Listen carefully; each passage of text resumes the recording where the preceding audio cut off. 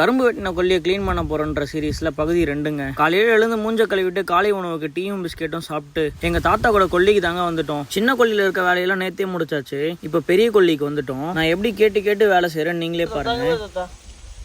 தாத்தா இங்க நோண்டா நோண்டா இங்க பயிர் இருக்கு இந்தாண்டா.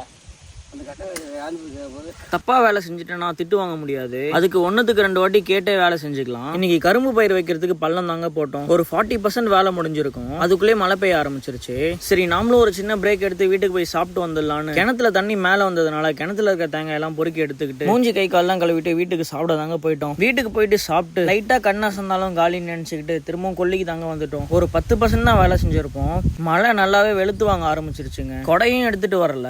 கொஞ்ச நேரம் வாழை மரத்துக்கு அடியில தஞ்சம் அடைஞ்சிட்டு மழை லைட்டா ஸ்லோ ஆனதும் வாழை இலைய தலையில போட்டுக்கிட்டு வீட்டுக்கு தாங்க போய் ஒரு 20 நிமிஷம் மழை பெஞ்சிருக்கும். அதுக்குள்ளே வாய்க்கால்லாம் தண்ணி நிக்க ஆரம்பிச்சிருச்சு. வீட்டுக்கு போயிட்டு குட்டி தூக்கத்தை போட்டு எங்க ஊர் பக்கத்துல இருக்க பழைய சிறுவங்கர் சந்தைக்கு தாங்க வந்திருந்தோம். சந்தையில வீட்டுக்கு தேவையான காய்கறி வாங்கிட்டு வீட்டுக்கு வந்து சாப்பிட்டு மட்டையாயிட்டேன்.